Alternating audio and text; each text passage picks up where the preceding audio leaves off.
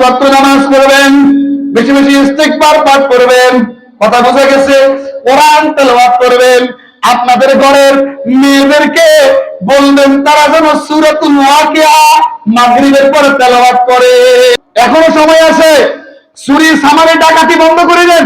না যদি কিছু থাকে রোজা রাখেন, আল্লাহর দরবারে সিজদায় পড়ে কাঁদেন, নিয়মিত নামাজ পড়েন, ইনশাআল্লাহ আল্লাহ রাব্বুল আলামিন আপনাকে আমাকে আল্লাহর খাস রহমত দিয়ে দিবে। 100 বার হলে আস্তাগফিরুল্লাহ আস্তাগফিরুল্লাহ, এটা কঠিন না পড়তে না সহজ? তাহলে এটা সহজ হবে কি যাবে না? মা বোনেরা শুনুন, আপনারা প্রতিদিন মাগরিবের পরে সূরাতুর রহমান, সূরা আর রহমানের পরের সূরা সূরাতুল ওয়াকিয়া যদি কোন ঘরে নিয়মিত তেলাওয়াত হয়, ওই ঘরের মানুষগুলা রিজিকের কষ্টে পাবে না, রিজিকের কষ্ট করবে না। সকালবেলা ফজরের পরে সূরা ইয়াসিন পাঠ করবেন। আরে ভাই, চুরি কে করে? ঘুষ খায় না? বড় বড় সরকারি অফিসে বসে বসে, ভূমি অফিস, রেজিস্ট্রি অফিস, সরকারি অফিস, তহসিলদারি অফিস, আপনি হুজুর হন আর যাই হন, বাবারে আমার একটা নিজের সাথে ঘটনা, একটা কাজে গেলাম শাহরাস্তি অফিসে, নাম বলুন না। শাহরাস্তি অফিসে যাওয়ার পর এক হিন্দুর সাথে দেখা হলো। বললাম, হিন্দু দাদা, এই কাজটা আপনি করে দেন। হুজুর আপনার থেকে বড় দাড়ি, আল্লাহর কসম, আল্লাহ হাজির নাজির, হুজুর আপনার থেকে বড় দাড়ি, সাদা 2 দাড়িওয়ালা মানুষ 5,000 টাকা ছাড়া কাজ করে না। আপনি আমারে কেমনে বলেন আমি ডাইরেক্ট কাজটা করে দিতাম? এ কিন্তু মুসলমানরা ইন্ডিকেট করছে, খেয়াল করছে? আরে ভাই, দাড়ি রেখে লাভ হলো কিটা? এটাও কিন্তু চুরি সামারি, এটাও কি চুরি সামারি। নাউজুবিল্লাহ। বাবার আমার গভীর মনোযোগ। আপনাকে ক্ষতি করে কত বেতন আপনারা জানেন না? ওরে কথা কয় না, জোরে কন, জানেন না? এই বেতনে কেমনে চলে? আপনাকে ইমাম সাহেবের বেতন দেন না, মুয়াজ্জিন সাহেবের বেতন দেন না, এটাতে কেমনে চলে? হ্যাঁ দেখো, হোলামাইয়া দেখবেন মোটা মোটা আছে, হাসানা নিসা, আর আপনি হোলামাইয়া এনে ওই হুমনা গাছের মতো খালি সুটকির মতো শুকায়, সুটকির মতো, বুঝলেন? ওটি হালাল পোস্টিং আর ওটি হারাম পোস্টিং। হারাম পোস্টিং সুটকি, হালাল পোস্টিং স্বাস্থ্যবান। আল্লাহ অস্বীকার করা যাবে? আল্লাহর আলামিনের রিজিকের মধ্যে আল্লাহ এত পরিমাণ বরকত দেয়, আবার এটা কইয়া রিজিক বন্ধ করে দিয়েন না, মানে বেতন কমাই দিয়েন না। আল্লাহ চালাইবো। কে চালাইবো? আল্লাহ চালাইবো। হুজুর আমরা আল্লাহ চালাইবো, আমরাও ওয়াজ করছেন, হুজুর বেতন আগেরটাই থাক, তাহলে 500 টাকা কমাই দেই, কথা কয় টাকা। বাবারে এটা করা যাবে না। সময়ে সময়ে যখন জিনিসপত্রের দাম বাড়বে, সমাজীওয়ালারা বসবেন, এটাকে আল্লাহ আপনাদেরকে কিন্তু প্রশ্ন করবে।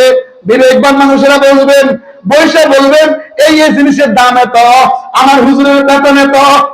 আবার হুজুর যে প্রাইভেট হয় এটা কিন্তু তালাশ করিয়েন না, মাথা গুনবেন না। 1 মাথায় 1000, 10 মাথায় 10,000, মসজিদ থেকে দেয় 7,000, 17,000 বেতন। হাসানা নিসা। হুজুর যদি তারাবির নামাজ পড়ার পরে সমাজ থেকে ধার্য না এমনি হাদিয়া দেয়, এমনিতে হুজুর এত কষ্ট করলেন হাদিয়া দিলাম, আমরা আব্বা আমার হলে কিছু মিষ্টি মিষ্টি খাইয়ে।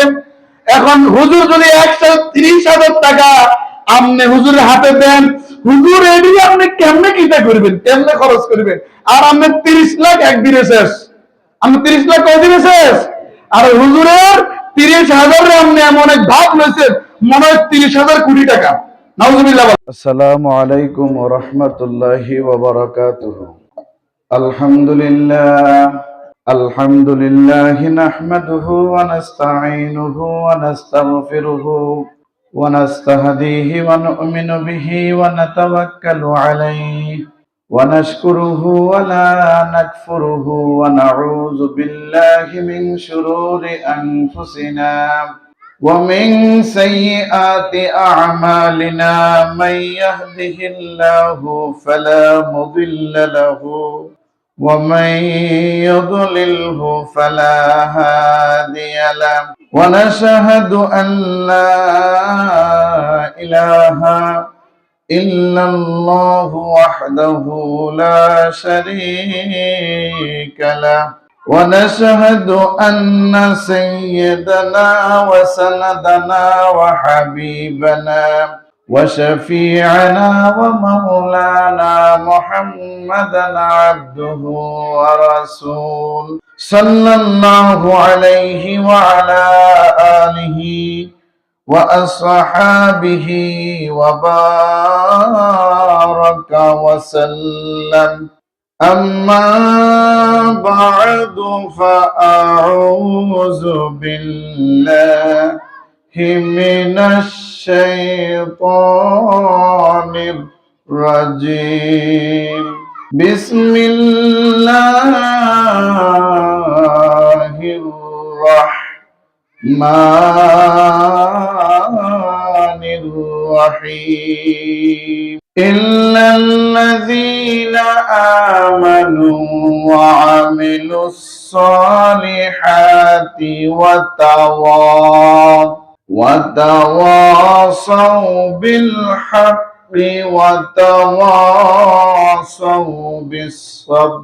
وقال تعالى مخبرا وآمرا: إن الله وملائكته يصلون على النبي يا أيها الذين آمنوا صلوا عليه وسلموا تسليما. اللهم صل على سيدنا مولانا محمد وعلى آل سيدنا مولانا محمد. اللهم صل على سيدنا مولانا محمد وعلى آل سيدنا مولانا محمد. اللهم صل على سيدنا مولانا محمد وعلى آل سيدنا مولانا محمد. সবাই বলেন আলহামদুলিল্লাহ। আল্লাহ রাব্বুল আলামিন আমাদেরকে অত্যন্ত মহব্বত করে, অত্যন্ত ভালোবেসে মনোহরপুর হাবিবুল্লাহ নুরানিয়া ও হাফিজি মাদ্রাসার নবম বার্ষিক মাহফিলের আল্লাহ রাব্বুল আলামিন আউয়াল ওয়াক্তে প্রথম সময়ে আমাদেরকে এই বেহেশতের বাগানে আসার বসার যে তৌফিক দান করেছেন, সে আল্লাহ রাব্বুল আলামিনের শুকরিয়ার বাণী অন্তরের অন্তঃস্থল থেকে আবার উচ্চারণ করে বলি আলহামদুলিল্লাহ।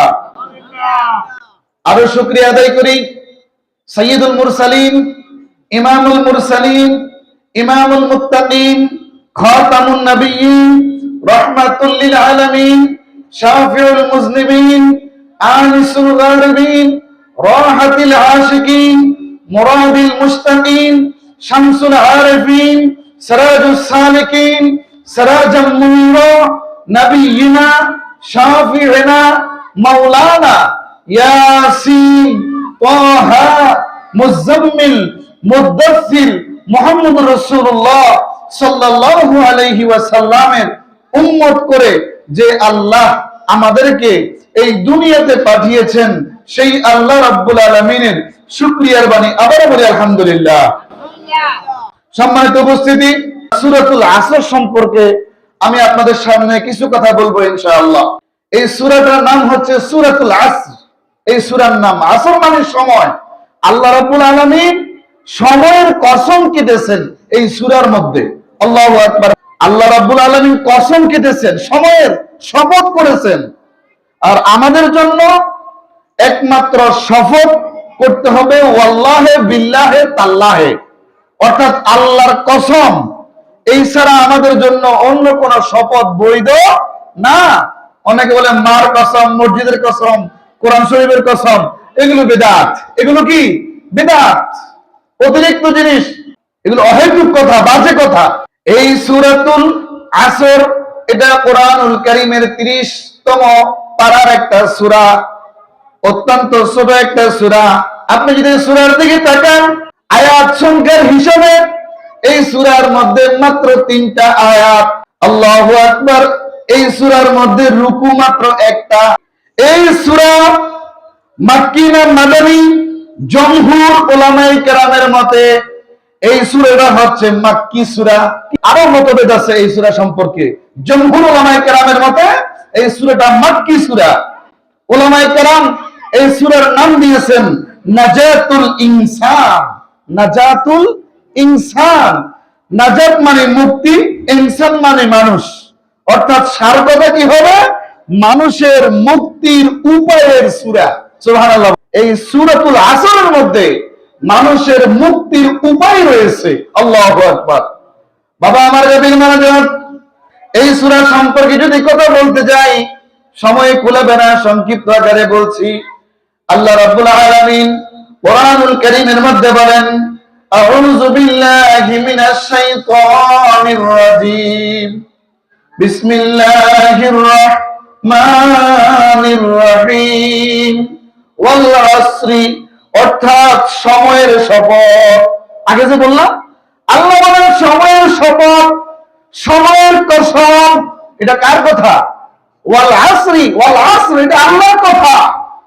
আল্লাহ রাব্বুল আলামিনের পর সূরাতুল আসরের 2 নম্বর আয়াতের মধ্যে বলেন, ইন্নাল ইনসানা লাফি খুসর, ইন্নাল ইনসানা লাফি খুসর।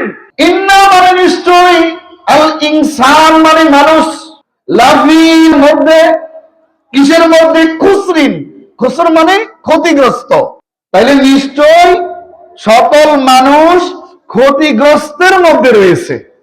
কথা কি বুঝতে পেরেছেন? ইন্নাল ইনসানা লাফি খুসরিন, ইন্না নিশ্চয়, আল ইনসান মানে মানুষ, লাফি মানে মধ্যে বা রয়েছে, কিসের মধ্যে রয়েছে?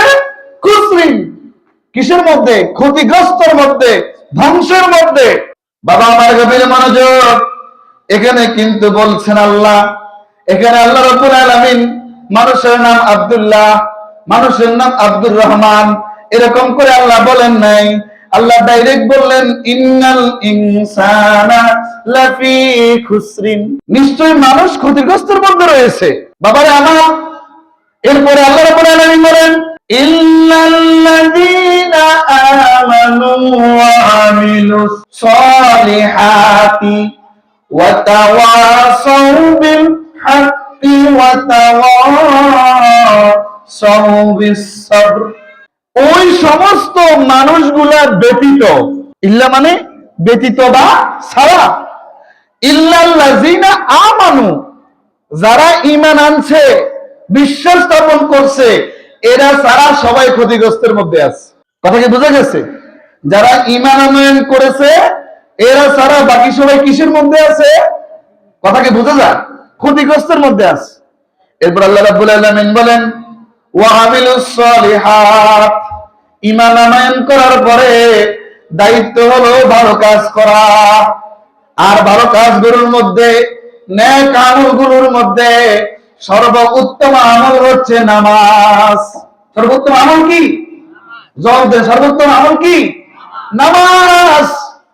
কিয়ামতের কঠিন মুসিবতের সময় এই দুনিয়া তো লয় লয় হয়ে যাবে। কুল্লু মান আলাইহা ফানিউ ওয়া ইয়াবকা ওয়াজহু রাব্বিকা যুল জালালি ওয়াল ইকরাম।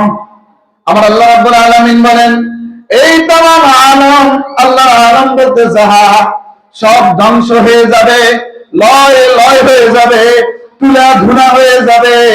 এই পাহাড় দেখতেছেন, পর্বত দেখতেছেন, এই জমিন দেখতেছেন, সাগর দেখতেছেন, মহাসাগর দেখতেছেন, সমুদ্র দেখতেছেন, খাল বিল নদী নালা পুকুর দেখতেছেন, এগুলো সব শুকিয়ে যাবে, তুলার মতো ফেটে চৌচির হয়ে তুলার মতো উঠতে শুরু করবে।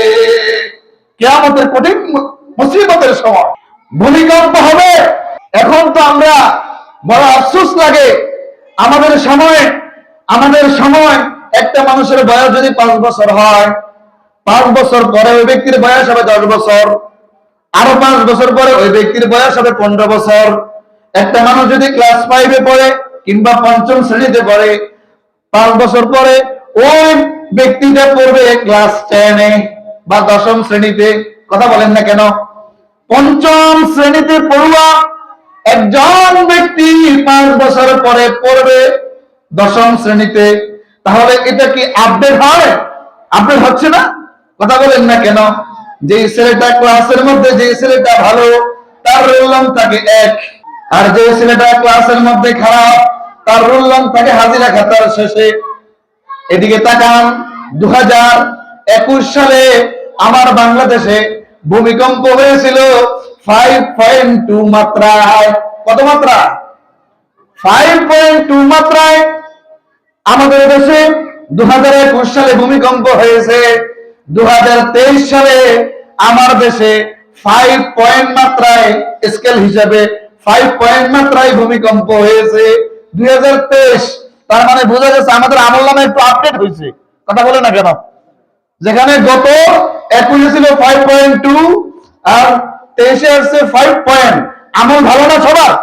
বাঙালি মুসলমানরা এবাদত বন্দেগী করতে করতে, আল্লাহর হুকুম আহকাম পালন করতে করতে, একামত দ্বীনের কাজ করতে করতে মোটামুটি একটা ভালো হলো না?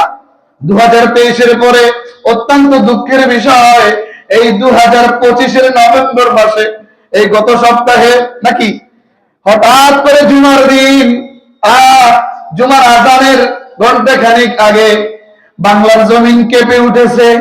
নরসন্দির এই মাধবদী থেকে ভূমিকম্পের উৎপত্তির স্কেল মাপে 5.7 মাত্রায় উঠেছে।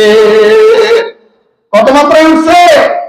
এখনো যদি আমরা ঠিক না হই, এখনো যদি আমরা কোরআন সুন্নাহর পথে ফিরে না আসি, এখনো যদি আমরা আল্লাহ রাব্বুল আলামিনের হুকুম আহকাম গুলো, আল্লাহর আদেশ নিষেধ গুলো, যা আল্লাহ আদেশ করেছেন তাহা মানতে যদি দেরি হয়, এখনো যদি যা আল্লাহ নিষেধ করেছেন তাহা যদি বেশি বেশি করে আমরা করি, তাহলে আমাদের প্রতি 5.7 মাত্রা এটা কম হয়ে যায়।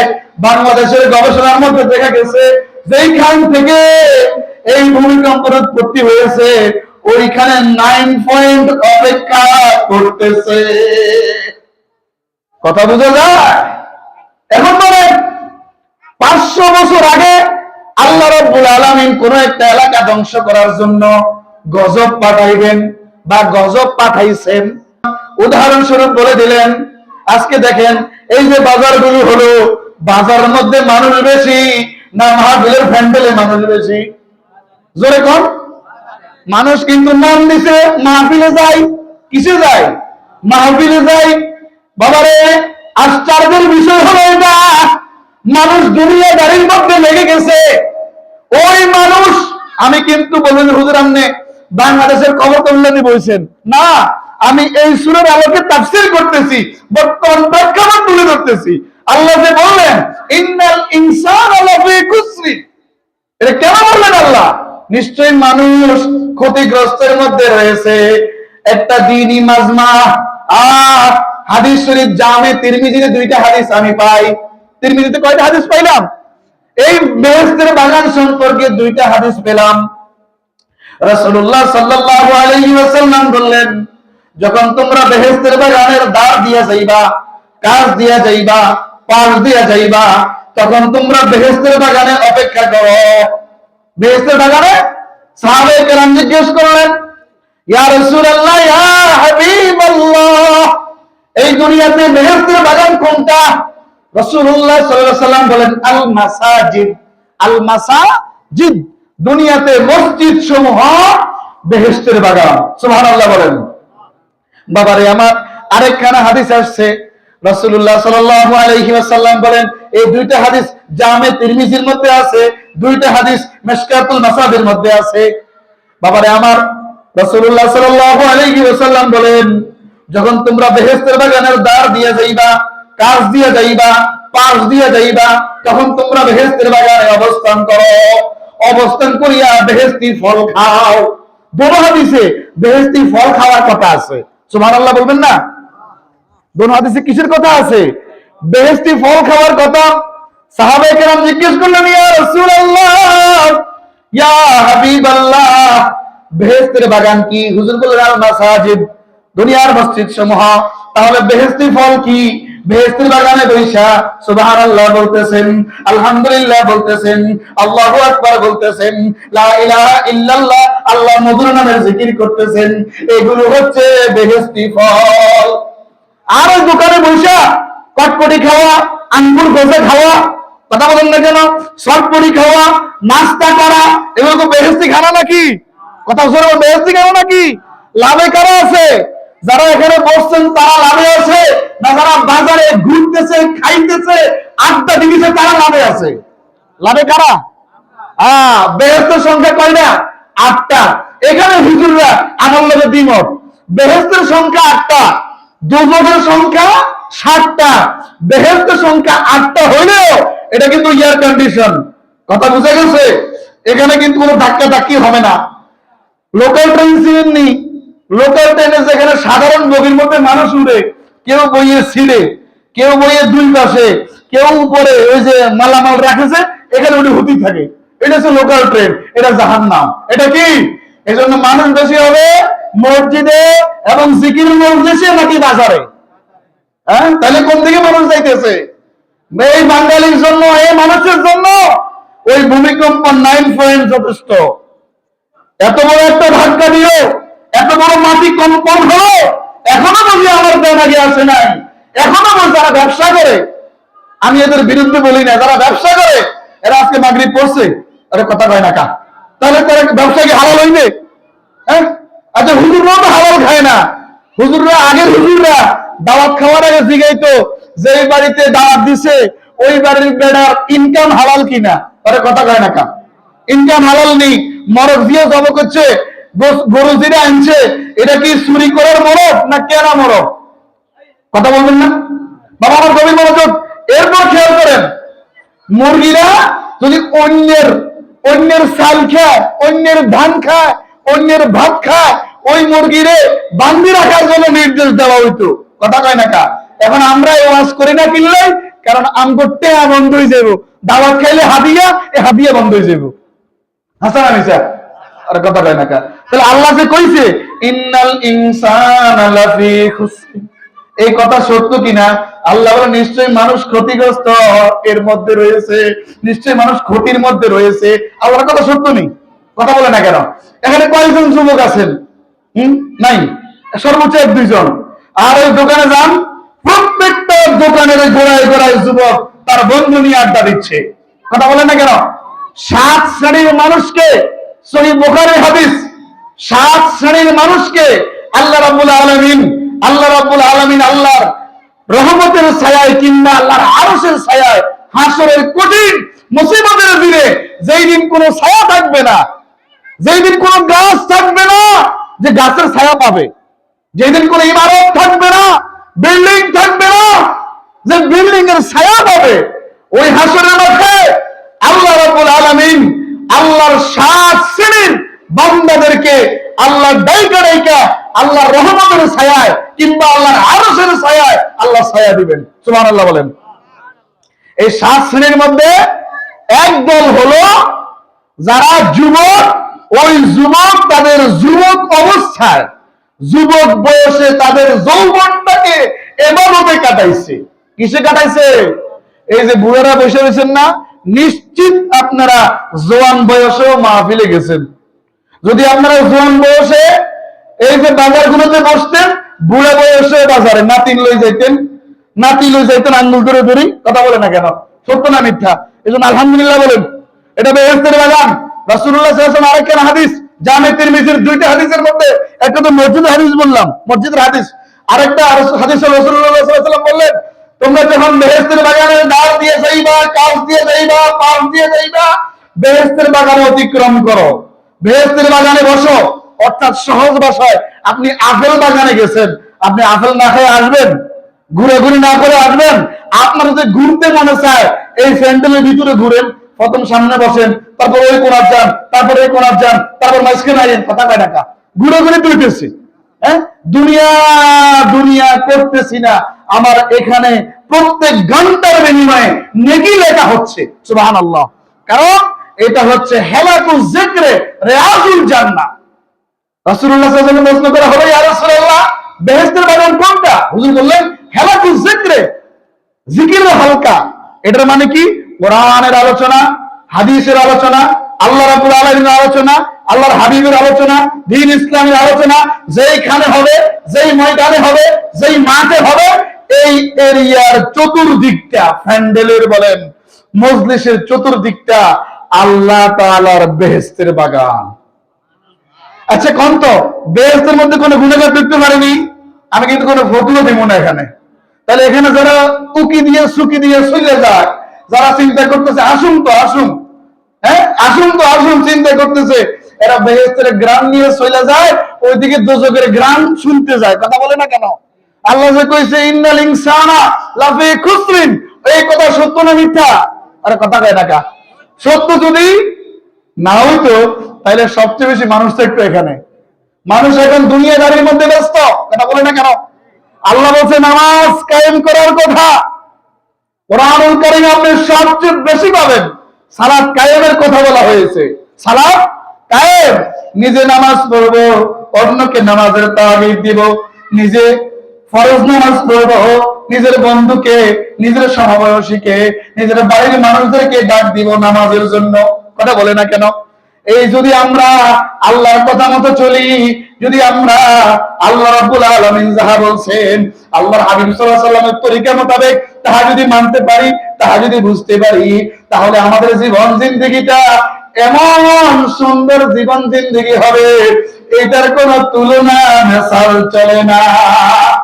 কিসের 9 পয়েন্ট মাত্রা ভূমিকা বাংলার মাটিতে তৈরি হয়, আবার নামাজ কায়েম করে আল্লাহর আনুগত্যতা করে দেখিয়ে দেন, দেখবেন আল্লাহ খুশি হয়ে আল্লাহর রহমত, যদিও বাংলার জমিনে 500 বছর আগে আল্লাহ গজব পাঠাই থাকে, আমরা সবাই যদি ভালো হয়ে যাই, আল্লাহর কাছে কান্দাকাটি করি, তওবা করি, নিজের জীবনটা যদি আল্লাহ ওয়ালার জীবন জিন্দেগি বানায় নেই, নিশ্চিত ওই 500 বছর আগের পাঠানো গজবকে ইমিডিয়েটলি সেকেন্ডের মধ্যেই, সেকেন্ড তো বেশি বলে ফেলছি, ন্যানো সেকেন্ড, তার চেয়ে আরো কম সময়ে আল্লাহর রহমত আইসা গজব এর আসার জায়গা বন্ধ করে দিবে।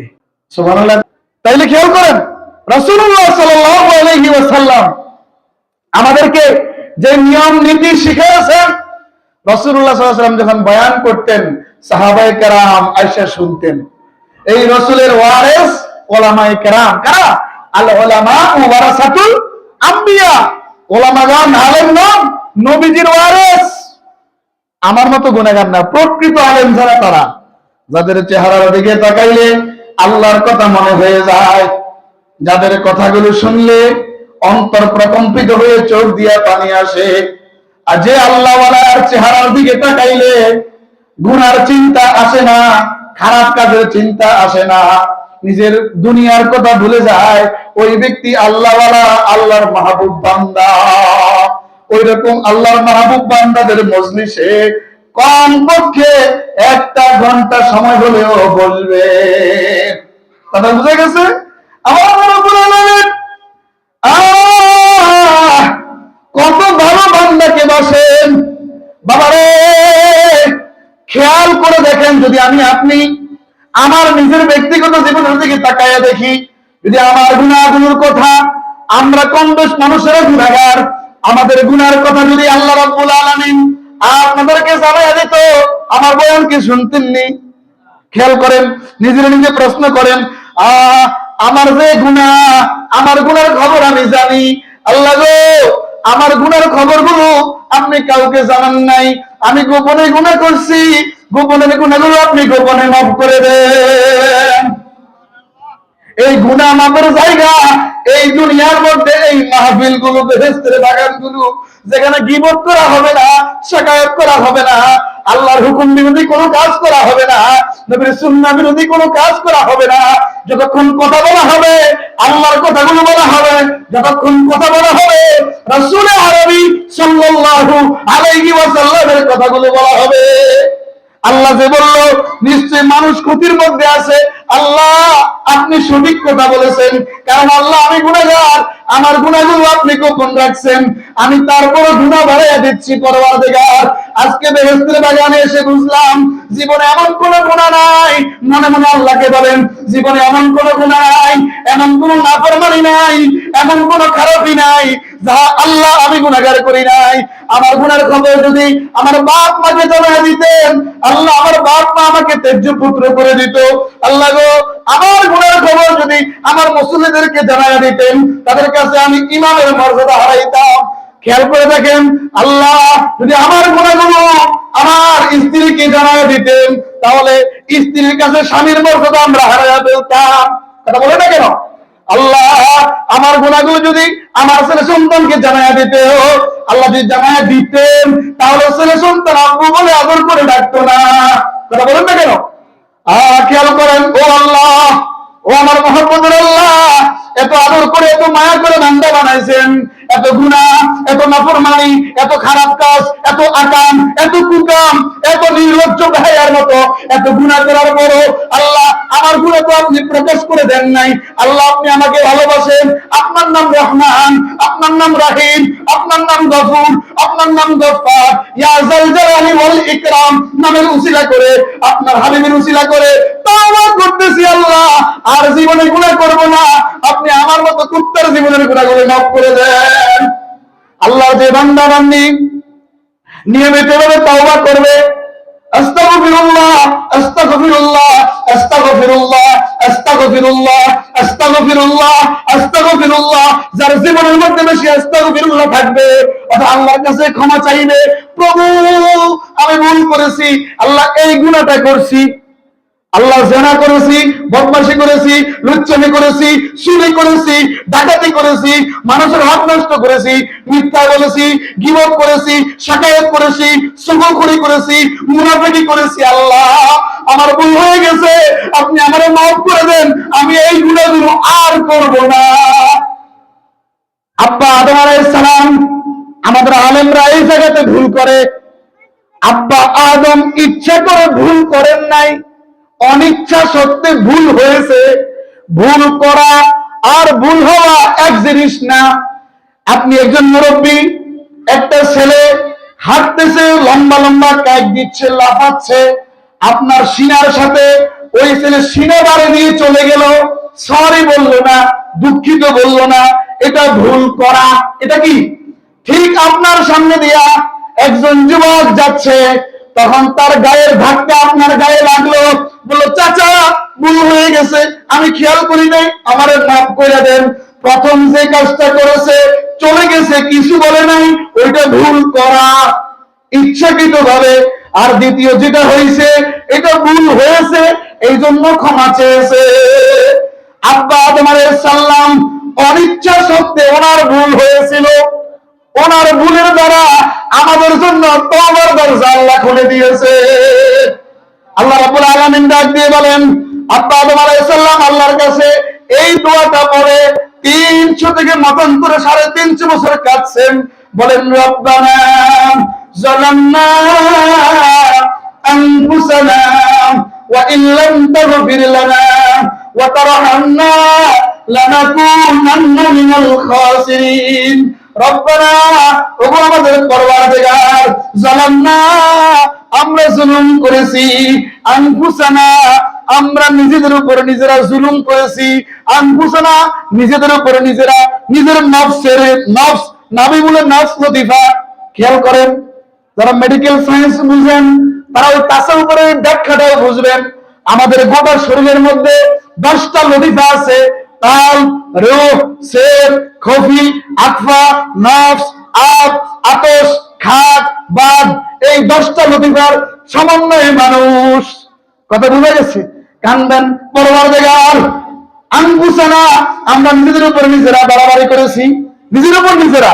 বাবারে আমি যে গুনাহ করছি, যদি আমি গুনাহ মাপ না চাই, আমার গুনার কারণে জ্বলবে কে? আমি না? কথা কি বুঝা যায়? বলেন, বুঝা যায়? আমার গুনার কারণে আমি জাহান্নামের আগুনে জ্বলবো। আল্লাহ আমি নিজের উপর নিজে বাড়াবাড়ি করেছি। আল্লাহ গো যালামনা, আমরা জুলুম করেছি, আনফুসানা আমাদের উপর আমরা বাড়াবাড়ি করেছি, নিজের উপর নিজে বাড়াবাড়ি করেছি, নিজের নিজে ইচ্ছা করে ক্ষতিগ্রস্ত বানায়া ফেলাইছি।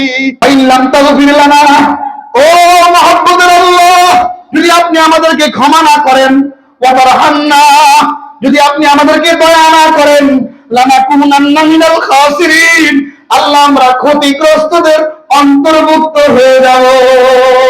এই দোয়া করে, এই কোরআনের আয়াত, এটা কোরআনের আয়াত এবং দোয়া, এটা পরে আল্লাহর যে বান্দা বান্দি কান্দে করেন, হুজুর আমি এই আয়াত তো পারি না। বাবারে, আল্লাহ আমার আপনার মনের ভাষা বুঝে। আপনি যে ভাষায় কথা বলেন না কেন, ডাক দিবেন আল্লাহ।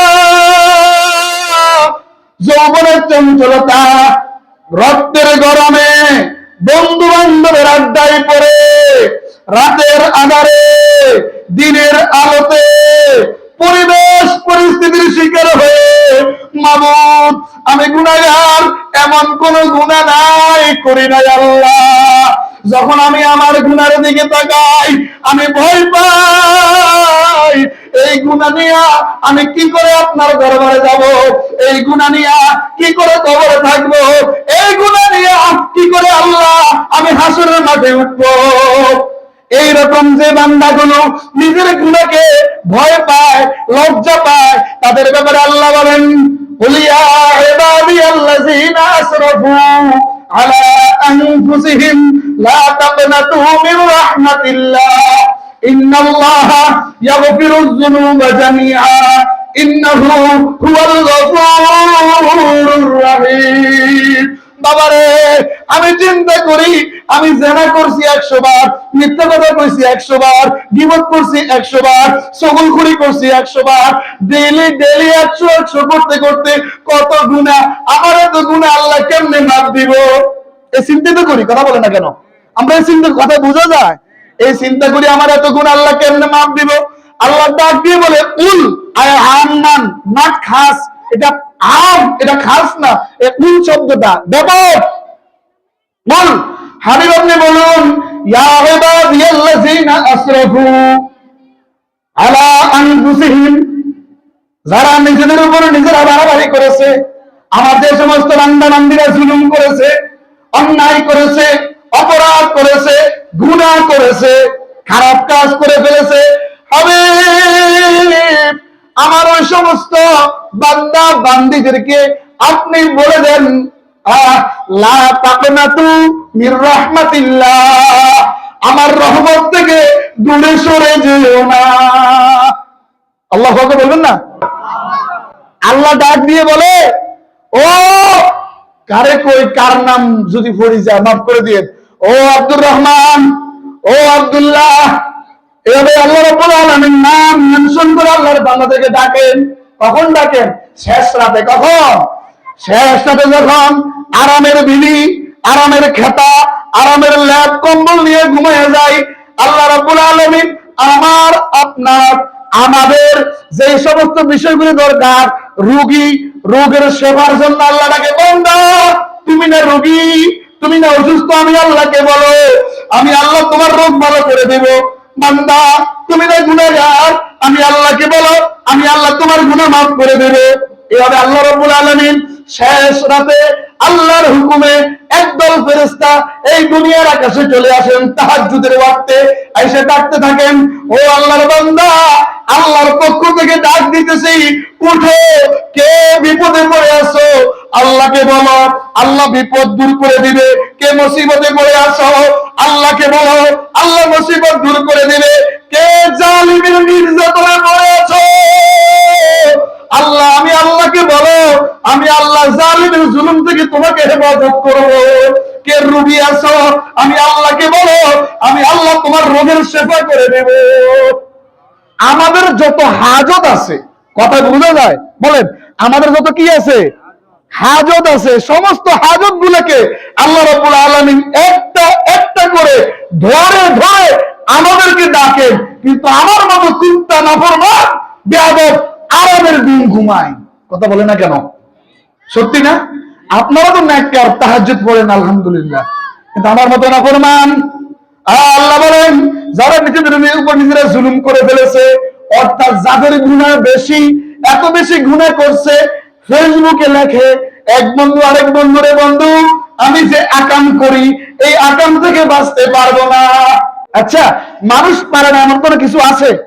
আপনারা, আমি বলবো, আমিও আমাকে বলবো, আমি আপনাদেরকে বলবো, আমিও আমাকেও বলবো, যদি আপনি একটা জিনিস অ্যাপ্লাই করেন তাহলে আপনার দ্বারা কোনো গুনাহ হবে না। যখন আপনার গুনাহ করতে মন চাইবে আপনি এর বিরুদ্ধে কাজ করবেন। কথা বুঝা গেছে? কথা বুঝা গেছে নি?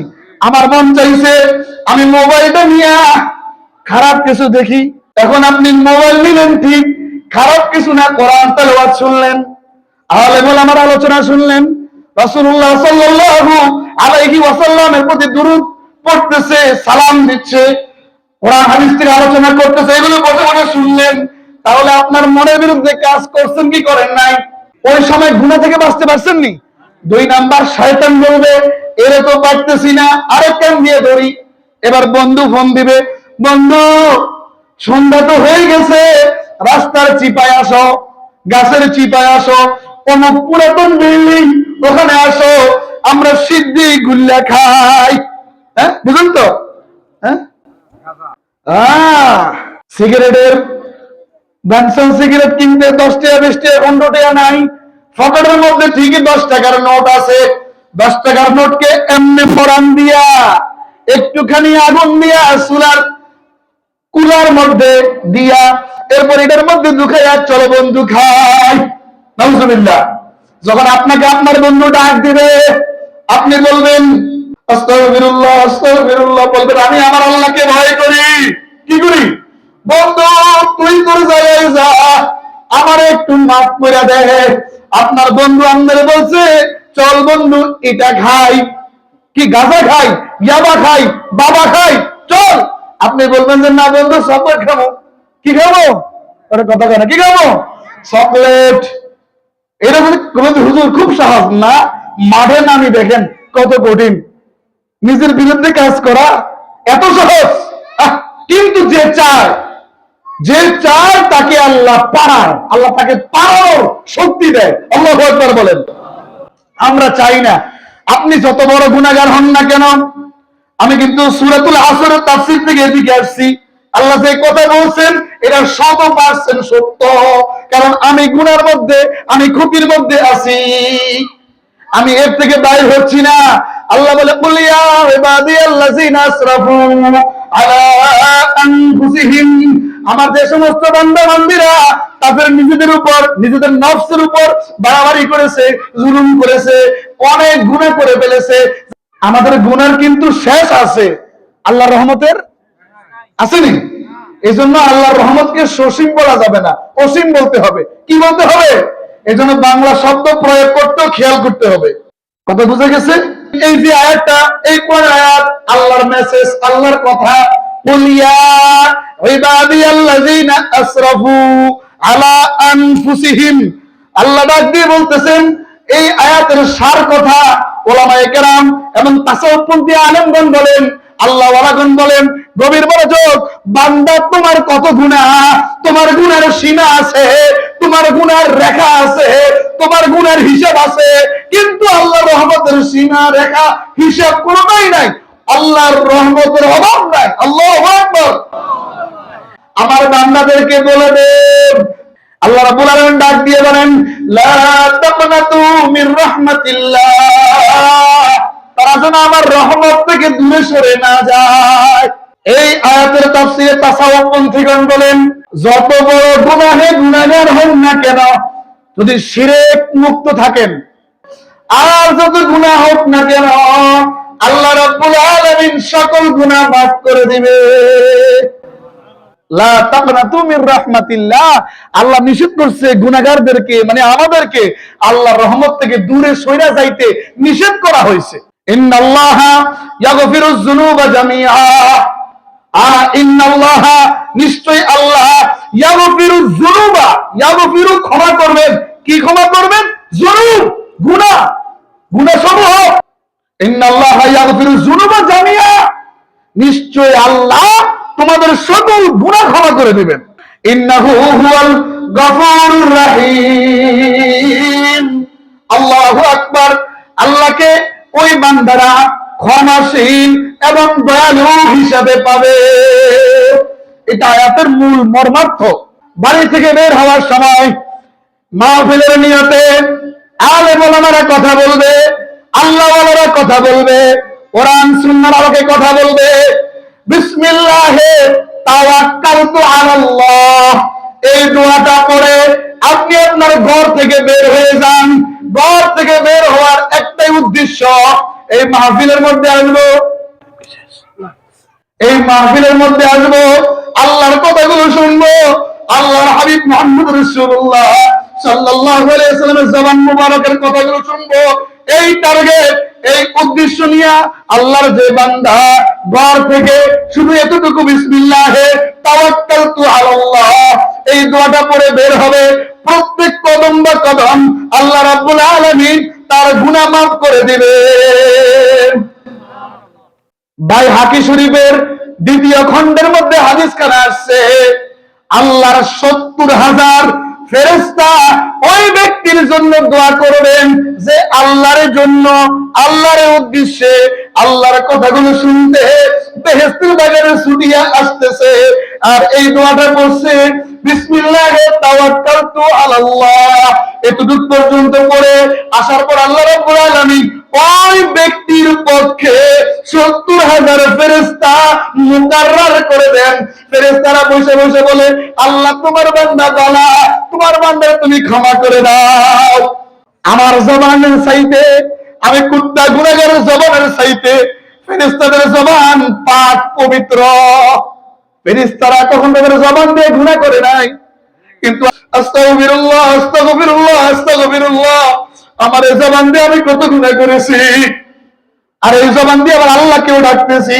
কেমন হয়ে গেল না বাবারে? আমার গভীর মনোযোগ। আপনি যত বড় গুনাহগার হন না কেন, আপনি যত বড় নাফরমান হন না কেন, আপনি যত বড় গুনাহগার হন না কেন, আমার আল্লাহ রাব্বুল আলামিন কিন্তু আপনাকে আমাকে মাফ করতে প্রস্তুত। শর্ত হলো তুবু ইলাল্লাহি তাওবাতান নাসুহা। তওবাটা করতে হবে কিভাবে? একাগ্র চিত্তে, বিনয়ের সাথে। এটা কিভাবে? আল্লাহ, আমি চুরি করতাম মানুষের হাঁস, এখন হাঁস চুরির সময় না, ওরে কথা কয় না, হ্যাঁ? ডাবের সময় ডাব চুরি। ও বাবা, 2টা হক। আল্লাহ যে বলছেন ইন্নাল ইনসানা লাফি খুসরিন, নিশ্চয় মানুষ ক্ষতিগ্রস্তের মধ্যে রয়েছে। সত্য বাবারে, হক 2 প্রকার। জোরে বলেন, হক কয় প্রকার? জোরে হয় না, আরো জোরে, আরো জোরে। হক 2 প্রকার, হকুল্লাহ, হকুল ইবাদ। হকুল্লাহ, হকুল ইবাদ। হকুল্লাহ, গুনাহ করে ফেলছেন, রব্বানা যালামনা আনফুসানা ওয়া ইন লাম তাগফির লানা ওয়া তারহামনা লানাকুনান্না মিনাল খাসিরিন বলছেন, কান্দা দিবেন, তওবা করছেন, আল্লাহ মাফ করে দিবে। কিন্তু হকুল ইবাদ, হকুল ইবাদ, আমার দিকে তাকান, কি বলছি? বান্দার হক নষ্ট করলে আল্লাহ মাফ দিবে না। আল্লাহ মাফ দিবে না। বান্দার থেকে মাফ নিতে হবে। কার থেকে? আমি আমার এই ভাইকে আঘাত করলাম, আমি আমার এই ভাইকে ধমক দিলাম, সবার সামনে বিনা কারণে, বিনা প্রয়োজনে আঘাত করলাম, প্রহার করলাম, আমার এই ভাই থেকে আমি মাফ নিলাম না। কি নিলাম না? আমার ভাই মারা গেল, আমিও মারা গেলাম।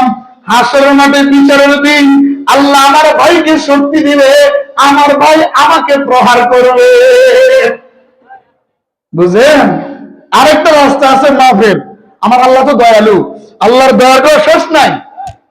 আল্লাহ কত দয়ালু আপনি চিন্তা করলেন, আমি যার হক নষ্ট করেছি সে মারা গেছে, এখন যদি তার ছেলে পেলেরা আছে এরা জানে না, যদি জানলে মাপ চাইলে মাফ করবে, তাও ঠিক আছে, এক প্রকার মাপ হবে।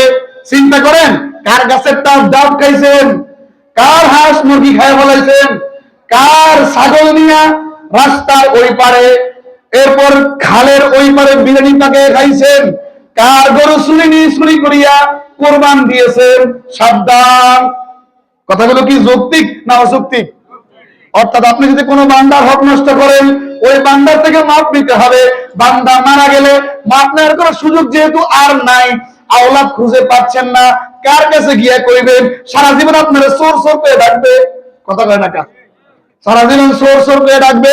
মুরব্বী থাকলে না 10 টাকা দামের চা 100 টাকা দাম দিয়ে খাওয়াইয়া বলবেন, চাচা, দাদা, কাকা, ভাই, আমি আপনার গাছের ডাব চুরি করছিলাম, আপনি বললে আমারে কোনি দেন, মারেন, কাটেন, আমি আপনার থেকে মাপ নিতে আসছি, আপনি মাপ না করলে আল্লাহ আমারে মাপ দিবে না। যদি বলেন মুরব্বীরা মাফ করে দিবে, কথা বলে না কেন? কারণ আপনি আল্লাহর ভয়ে গেছেন। কার ভয়ে? কবরে শান্তিতে থাকার লাইয়া, জান্নাতে আরামে থাকার লাইয়া আপনি মানুষের হক নষ্ট করেছেন, মাফের জন্য গেছেন, মুরব্বীরা মাফ করে দিব। কিন্তু আপনার মতো যুবক এতে আজীবন কোথায় কোথায় ঘোড়া দিবে, কথা কেন? এখন করণীয় কি? আচ্ছা, এখন করণীয় হলো গভীর মনোযোগ। ওই ব্যক্তিটা তো মারা গেল, যত জীবন বাঁচবেন তত জীবন ওই ব্যক্তির গুনাহ মাফ চাইবেন আল্লাহর কাছে। এবার কোন 5 ওয়াক্ত নামাজে নিজের গুনাহ আল্লাহর কাছে মাফ চাইতে পারি না, কথা কয় না কা? হুজুর নামাজে একটু দেরি করলে, হুজুর টাইম দেখছেন নি, কথা কয় না কা? আর ওই জায়গার মধ্যে 5 ওয়াক্তে 5 বার আল্লাহ আমার বাইরে মাফ করেন, আল্লাহ আমারে মাফ করেন, যত জীবন বাঁচেন এই ক্ষমা তার জন্য আল্লাহর কাছে চাইতে হবে।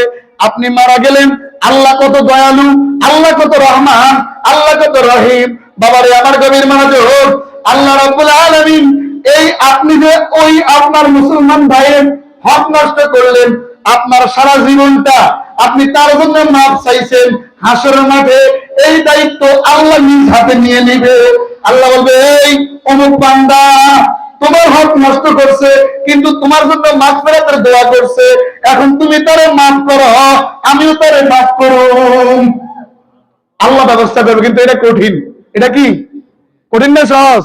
আরে পুরো 7টার ভিতরে যদি আমার জিজ্ঞান, হুজুর আপনি নিজের গুণে নিজে কবার মাফ চাইছেন? না আল্লাহ মাহবুদ জানে, সঠিক হিসাব দিতে একটা না, মানে হয় না। আস্তাগফিরুল্লাহ। আর এখানে আরেকজনের গুনাহ মাফ চামু, কথা কয় না কা? এই জন্য এখনো সময় আছে, চুরি সামানে ডাকাতি বন্ধ করে দেন, না যদি কিছু থাকে রোজা রাখেন, আল্লাহর দরবারে সিজদায় পড়ে কাঁদেন, নিয়মিত নামাজ পড়েন, ইনশাআল্লাহ আল্লাহ রাব্বুল আলামিন আপনাকে আমাকে আল্লাহর খাস রহমত দিয়ে দিবে। বলুন যে হুজুর আমার রিজিক নাই, আমি রিজিক পাচ্ছি না। বাবারে নিয়মিত 5 ওয়াক্ত নামাজ আদায় করেন। কয় ওয়াক্ত? 5 ওয়াক্ত নামাজ আদায় করেন। 5 ওয়াক্তে একটা হিসাব বলতেছি, একটা হিসাব, এটা আবার হাদিস কোরআনে নাই। হাদিস কোরআনে আছে ইস্তিগফার করার কথা বেশি বেশি। আমি বলছি ন্যূনতম 100 বার হলে আস্তাগফিরুল্লাহ আস্তাগফিরুল্লাহ। এটা খুব কঠিন না পড়তে, না সহজ? তাহলে এটা সহজ হবে কি যাবে না? 100 বার পড়তে আমার লাগবে 2 মিনিট, আপনার লাগবে ধরেন 3 মিনিট 4 মিনিট, বেশি সময় তো যাবে না, কথা বলেন না কেন? 5 ওয়াক্ত নামাজ পড়বেন, বেশি বেশি ইস্তিগফার পাঠ করবেন, কথা বোঝা গেছে? কোরআন তেলাওয়াত করবেন। আপনাদের ঘরের মেয়েদেরকে বলবেন তারা যেন সূরাতুল ওয়াকিয়া মাগরিবের পরে তেলাওয়াত করে।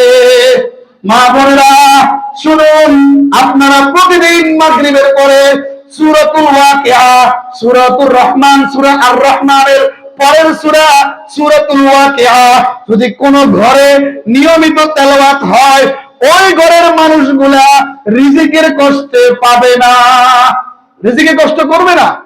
সকালবেলা ফজরের পরে সূরা ইয়াসিন পাঠ করবেন, সূরাতুল ইয়াসিন পাঠ করবেন, সূরা ইয়াসিন পাঠ করবেন, আর ভালো কথাগুলো বলবেন, হক কথাগুলো বলবেন, না হক থেকে দূরে থাকবেন।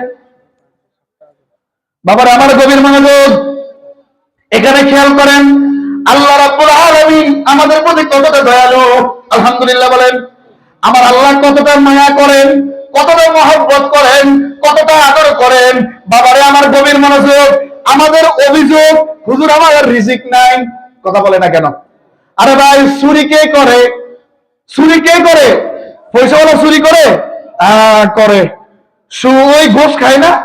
রাষ্ট্রীয় অফিসে বসে বসি, বড় বড় সরকারি অফিসে বসে বসি, ওই আবার রাষ্ট্রীয় অফিসে কেউ থাকলে মাফ করে দিয়েন। ভূমি অফিস, রাষ্ট্রীয় অফিস, সরকারি অফিস, তহসিলদারি অফিস, আপনি হুজুর হন আর যাই হন, বাবারে আমার একটা নিজের সাথে ঘটা ঘটনা।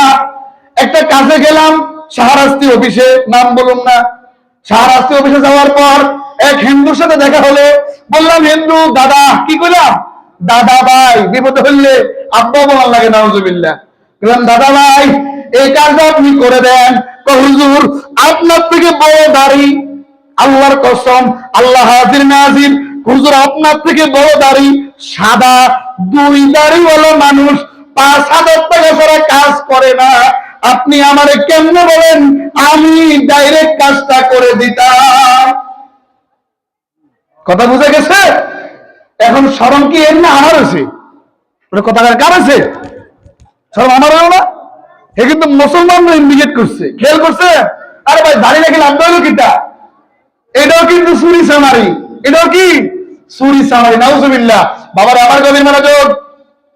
চুরি সামারি বাদ দিয়া একটা মসজিদের ইমাম আপনাকে খতিবের কত বেতন দেন আপনারা জানেন না? ওরে কথা কয় না, জোরে কন, জানেন না? এই বেতন এতে কেমনে চলে? আপনাকে ইমাম সাহেবের বেতন দেন না, মুয়াজ্জিন সাহেবের বেতন দেন না, এটাতে কেমনে চলে? হ্যাঁ দেখো হোলামাই দেখবেন মোটা মোটা আছে, হাসানা মিসা। আর আপনি হোলামাই এনে ওই হুমনা গাছের মতো খালি সুটকির মতো শুকায়, সুটকির মতো, বুঝেন? ওইটি হালাল পোস্টিং আর ওইটি হারাম পোস্টিং। হারাম পোস্টিং সুটকি, হালাল পোস্টিং মোটা সোটা স্বাস্থ্যবান। আল্লাহ বলবেন না? এটা কি অস্বীকার করতে পারবেন? অস্বীকার করা যাবে? আল্লাহর আলেমদের রিজিকের মধ্যে আল্লাহ এত পরিমাণ বরকত দেয়, আবার এটা কইয়া রিজিক বন্ধ করে দিয়েন না, মানে বেতন কমাই দিয়েন না। আল্লাহ চালাইবো। কে চালাইবো? আল্লাহ চালাইবো। হুজুর আমরাই আল্লাহ চালাইবো, আমরাও ওয়াজ করছেন হুজুর বেতন আগেরটাই থাক, তাহলে 500 টাকা কমাই দেই। কথা কয় টাকা বাবার এটা করা যাবে না। সময়ে সময়ে যখন জিনিসপত্রের দাম বাড়বো সমাজীওয়ালারা বসবেন, এটাকে আল্লাহ আপনাদেরকে কিন্তু প্রশ্ন করবে। বিবেকবান মানুষেরা বলবেন, বৈশা বলবেন এই জিনিসের দাম এত, আমার হুজুরের বেতন এত। আবার হুজুর যে প্রাইভেট হয় এটা কিন্তু তালাশ করিয়েন না, মাথা গুনবেন না। 1 মাথায় 1000, 10 মাথায় 10,000, মসজিদ থেকে দেয় 7,000, 17,000 বেতন। হাসানা নিসা। হুজুর যদি তারাবির নামাজ পড়ার পরে সমাজ থেকে ধার্য না এমনি হাদিয়া দেয়, এমনিতে হুজুর এত কষ্ট করলেন হাদিয়া দিলাম, আমরা আব্বা আমার কিছু মিষ্টি মিষ্টি খাইয়ে। এখন হুজুর যদি 130,000 টাকা আপনি হুজুরের হাতে দেন, হুজুর এটি আপনি কেমনে কিটা করবেন, কেমনে খরচ করবেন? আর আপনি 30 লাখ একদিনে শেষ, আপনি 30 লাখ কয়দিনে শেষ? আর হুজুরের 30,000 আপনি এমন এক ভাব লইছেন মনে হয় 30,000 কোটি টাকা। নাউজুবিল্লাহ বলেন। বাবা আমার কবি মাজর, এই জন্য বলবো চুরি চামারি কইরেন না, ওজনে কম দিলেন না। আপনার রিজিকের সমস্যা, আপনি আপনার আল্লাহকে বলেন, আল্লাহ তুমি বান্দা সৃষ্টি করার আগে বান্দার রিজিক নির্ধারণ করেছো। আল্লাহ আমি কেন উপবাস থাকতে হয়? তুমি না আমাকে ভালোবাসো, তুমি না তোমার হাবিব মুহাম্মদ রাসূলুল্লাহ সাল্লাল্লাহু আলাইহি ওয়াসাল্লামকে ভালোবাসো, তোমার নবীকে তুমি হাবিবুল্লাহ টাইটেল দিয়েছো। ওই হাবিবের গুনাহগার উম্মত আমরা। আল্লাহ আমরা ভালো করে পারি না, 5 ওয়াক্ত নামাজ পড়তেছি, সাধ্য মোতাবেক ভালো কাজ করতেছি, সাধ্য মোতাবেক খারাপ থেকে দূরে থাকতেছি। পরবর্তীকার কোরআনের যতটুকু পারি এতটুকু তেলাওয়াত করি। যদি আপনি কোরআন পড়তে না পারেন, আমি আপনাকে বলবো কমপক্ষে সকালবেলা সূরা ইখলাস 3 বার পড়বেন। 1 খতম কোরআনের সওয়াব। সূরা ইখলাস কোন সূরা? গ্রাম্য ভাষায় বলে কুল হুয়াল্লাহ সূরা। এর কুল হুয়াল্লাহ সূরা না, সূরাতুল ইখলাস। এই সূরার নাম কি? এই কুল হুয়াল্লাহ সূরা বা সূরাতুল ইখলাস। আপনি যদি 3 বার করে পড়েন, 3 বার 1 খতম কোরআন পড়লে যে সওয়াব, ওই সওয়াব আল্লাহ আমলনামায় দিয়ে দেবে। পারি না অজুহাত দিয়েন না, কোরআনটাকে বুকে নেন, বুকে নিয়ে আদর করেন আর বলেন, আল্লাহ এই কোরআন পড়তে পারি না, জীবনে অবহেলায় কাটাইছি, তোমার কোরআনের আয়াতগুলো কত সুন্দর। শুরু করবেন বিসমিল্লাহির রহমানির রহিম, যেটা পারেন আলহামদুলিল্লাহি রাব্বিল আলামিন আর রহমানির রহিম মালিকি ইয়াউমিদ্দিন ইয়্যাকা না'বুদু ওয়া ইয়্যাকা নাস্তাঈন ইহদিনাস সিরাতাল মুস্তাকিম সিরাতাল লাযীনা আন'আমতা আলাইহিম গায়রিল মাগদুবি আলাইহিম ওয়ালাদ-দাল্লিন। আমিন। বাবারে আমার গভীর মনোযোগ, আপনি যে কষ্ট করে করে পড়েন আপনি কিন্তু দ্বিগুণ সওয়াব পাবেন। কোরআনটা যারা ভালোভাবে পড়তে পারে এদের সওয়াব 1 গুণ, যারা কষ্ট করে করে কোরআন পড়ে এদের সওয়াব দ্বিগুণ। সুবহানাল্লাহ। এটা ভালো না খারাপ সুযোগটা? বাবা আমার গভীর মনোযোগ, আমার আল্লাহ রাব্বুল আলামিন একটু জিকির করেন, লা ইলাহা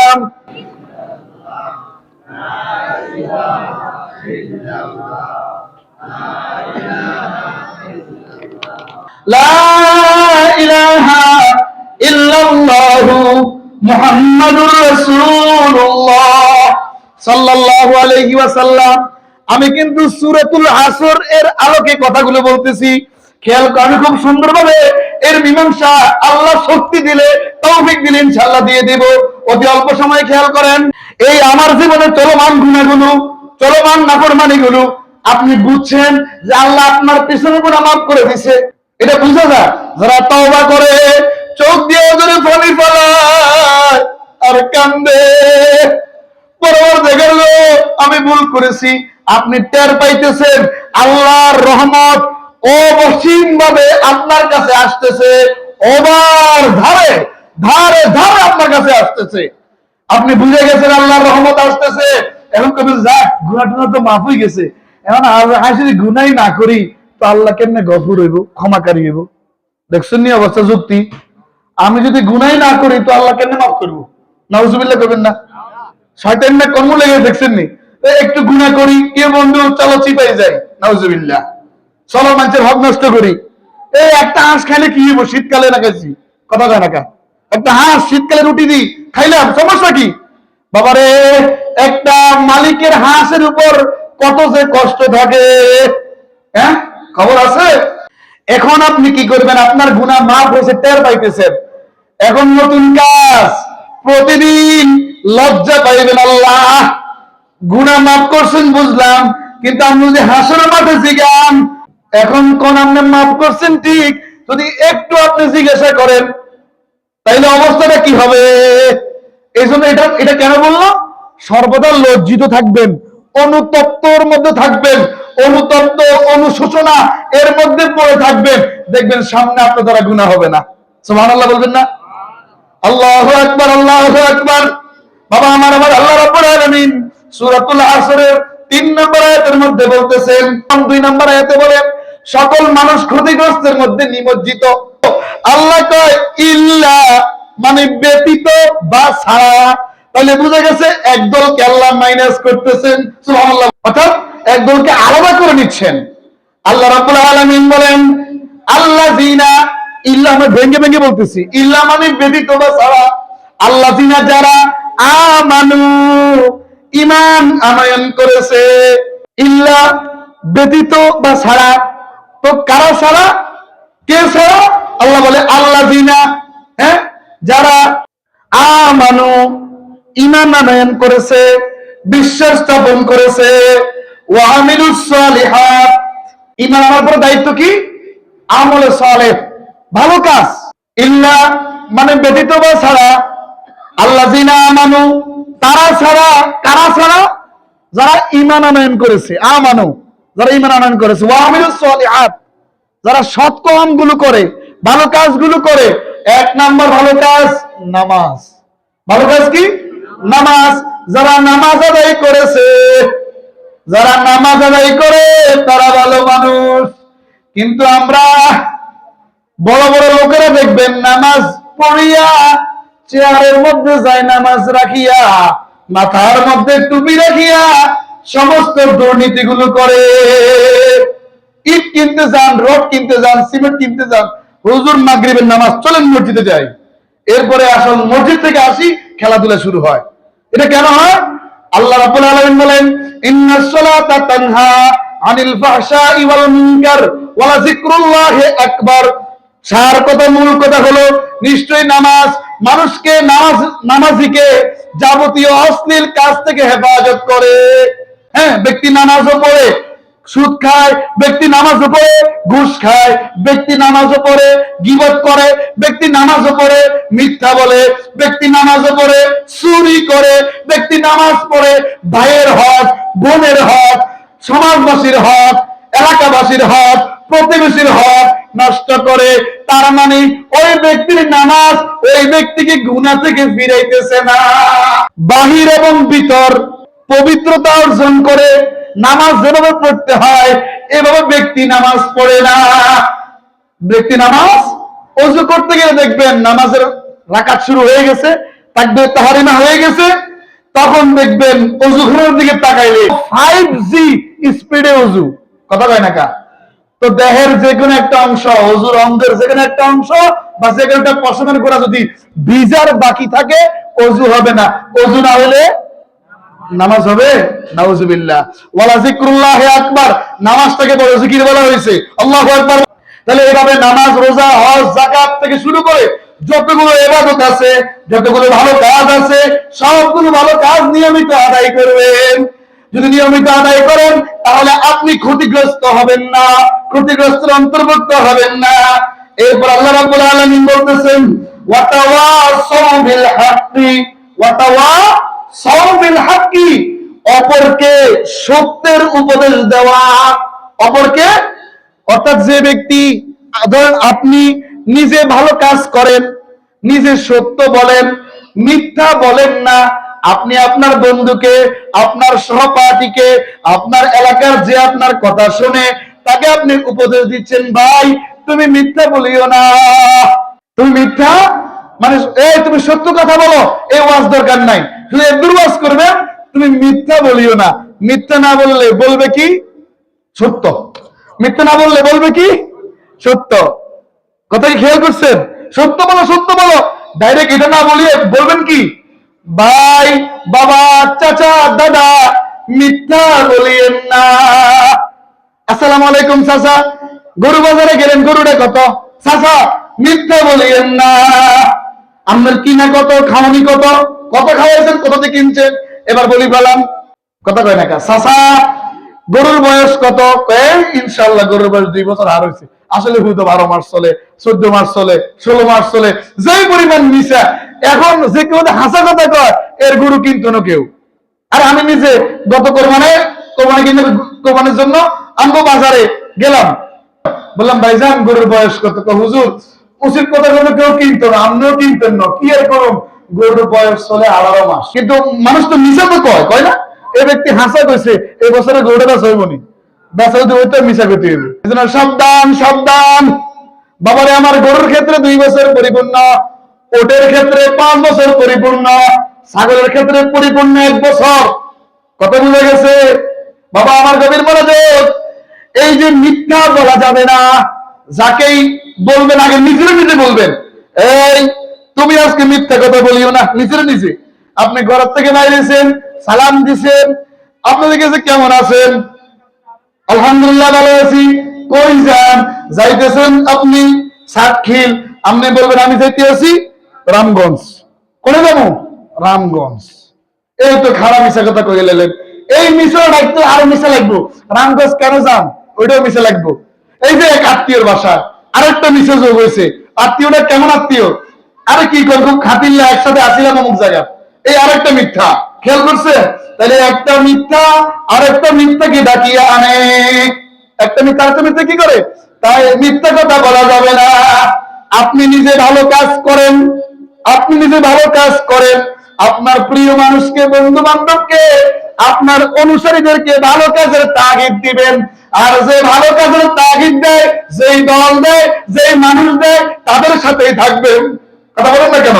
সর্বশেষ হলো ওয়াতাওয়াসাউ বিস-সাবর, ওয়াতাওয়াসাউ বিস-সাবরি।